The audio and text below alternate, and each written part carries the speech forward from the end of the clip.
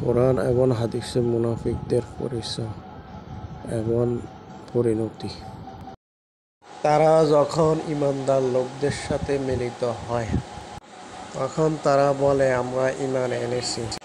কিন্তু নির্বিলিতে যখন তারা তাদের শয়তানদের সাথে মিলিত হয় তখন তারা বলে, আসলে আমরা তোমাদের সঙ্গেই রয়েছি, আর উহাদের সাথে আমরা শুধু ঠাট্টাই করি মাত্র। সূরা বাকারা 14 নম্বর আয়াত।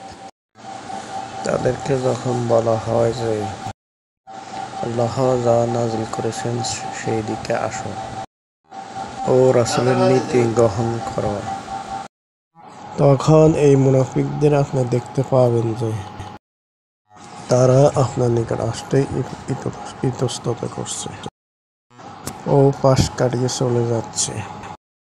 সূরা নিসা 61 নম্বর আয়াত।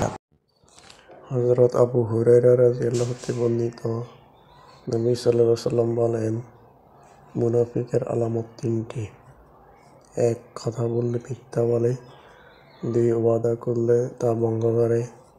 3. তার কাছে কোনো আমানত রাখলে তার খেয়ানত করে। বুখারী শরীফ।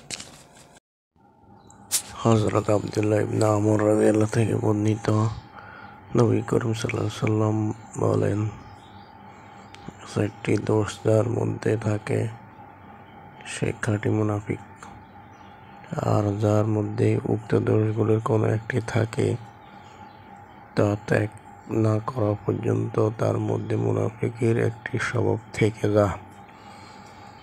1.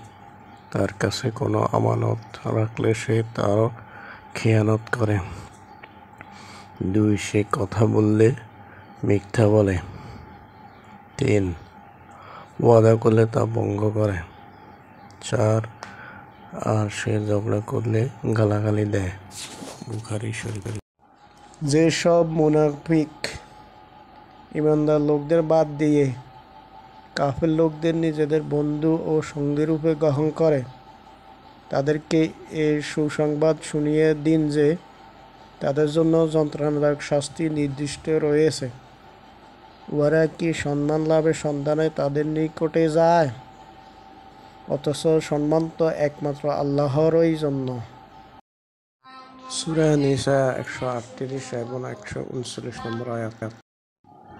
নিশ্চয়ই মুনাফিকগণ জাহান্নামের সর্বনিম্ন স্তরে অবস্থান করবে, আর আপনি তাদের সাহায্যকারী হিসেবে কখনো কাউকে পাবেন না।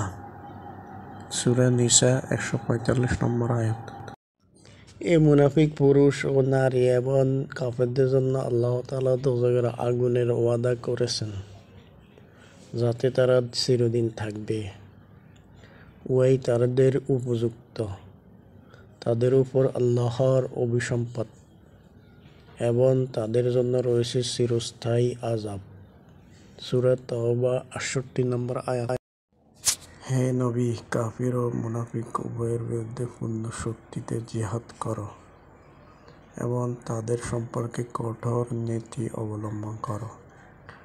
শেষ পর্যন্ত তাদের পরিণতি হচ্ছে জাহান্নাম, আর তা অত্যন্ত নিকৃষ্ট স্থান। সূরা তাওবা 73 নম্বর আয়াত।